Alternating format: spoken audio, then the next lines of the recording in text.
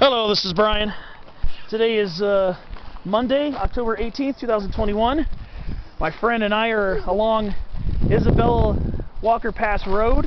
This is California 178. This is westbound, and this is eastbound towards Walker Pass, which is just a couple of miles up from here. And we're just checking out these large older gray pines, Pinus sabiniana. Just find these trees amazing. We're probably a little above 4,000 feet, maybe about 4,200, 4,300 feet roughly. And it's just beautiful country out here. Just appreciate these beautiful gray pines right here near this ranch. Trees. So I know I done a spotlight on this back in March of this tree, but now it's kind of more like an ode, kind of like I did the ode to the Coast Live Oak back in late September. Now I'm doing an ode to the beautiful gray pines. And of course, over in this area, another dime a dozen species, Yucca brevifolia, the Joshua tree. And they can get quite large around here. Normally where you see me filming Joshua trees, usually in the San Bernardino Mountains, usually you don't see them quite as large in the upper elevations where they are. And there's some kind of curious shrub over here. Looks like I think it's an old interior live oak. Yeah, this is an old interior live oak here. Quercus wislizeni variety from Tessins. A little shrubby type. Nah. They seem to produce a bunch of the acorns this year. Oh, and here's another Sierra coffee berry. I did a spotlight on it yesterday. Frangola californica, subspecies cuspidata.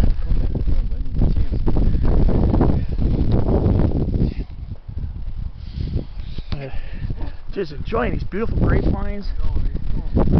Nice large one there. Not the tallest ones I've ever seen, but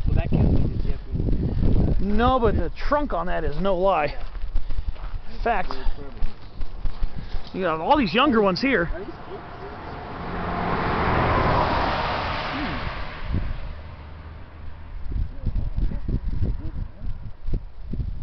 Maybe try crushing one. And yeah, this is just a beautiful area. We're probably about, I'd say probably about 25 or so miles from Lake Isabella. And we're just enjoying these gray pines over here. Yeah, buddy. There you go. You know how we do it. I'm gonna go back by the big one by the car. I'm just gonna go shoot some video of it. Okay. Alright. But yeah, I wanna go by that large tree with a really girthy trunk on it. Just really kinda got me shook. So I had to pull over here and check it out.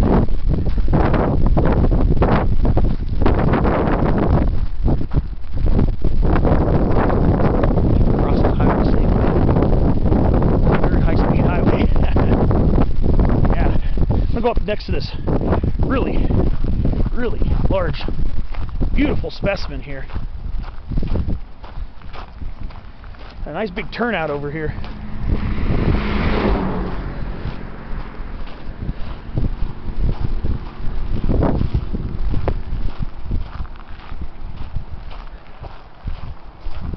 Old growth sagebrush over here. Here's antelope brush right here. Let's see, is this the glandular one? Yeah, this is Persea tridentata variety glandulosa.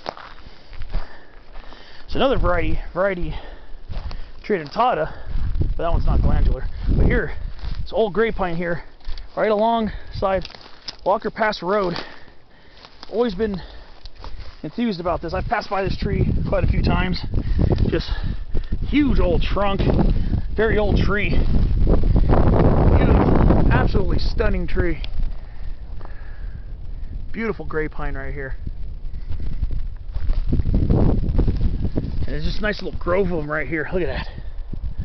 Just really love these trees. I just think they're just so fascinating. Yeah, you know, I've heard me talk about them on other videos before, but I really find them very, very awesome. And we also got California juniper, those rounded bushes out that way. So we got California juniper, and California juniper's all over there mixing with the Joshua trees. And occasional single-leaf pinyon out here. But yeah, these great pines are quite probably one of the hardiest pine trees, because they just take so much with this hard climate. They just deal with so much. The trees are extremely heat tolerant. I think even more heat tolerant than single-leaf pinyon. Single-leaf pinyon, even more than single-leaf pinyon. Single-leaf pinyon is usually found a little bit higher up, but higher up than the bottom elevations of great pine. Well, we're above 4,000 feet here, so single-leaf pinyon definitely is a factor.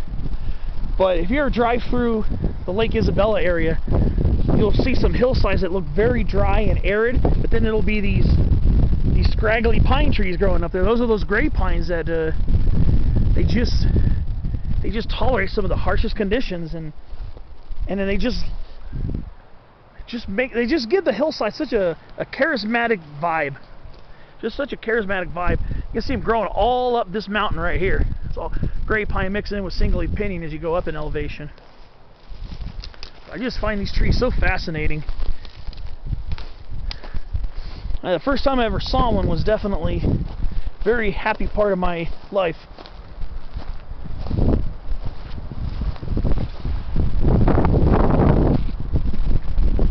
Check out some of these other little smaller ones here.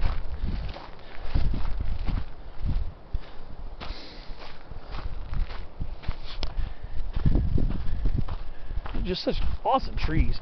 These are just so fun to be around. Just so fun.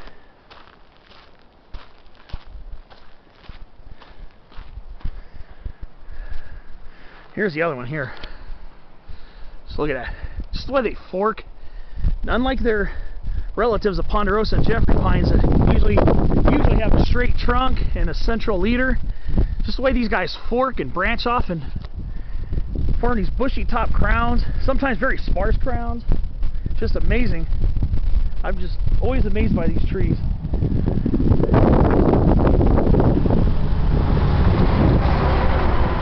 You got these large cones that are so heavy. They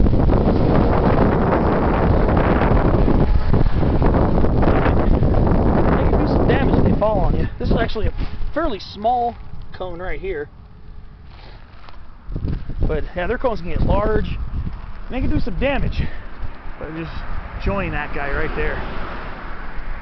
All that the ghostly grayish green needles. So I also call it ghost pine. I know they get knocked by people for not giving enough shade, thinner. But for me, for somebody who appreciates out here, it's hard for me. It's actually impossible for me to think negatively about these trees. These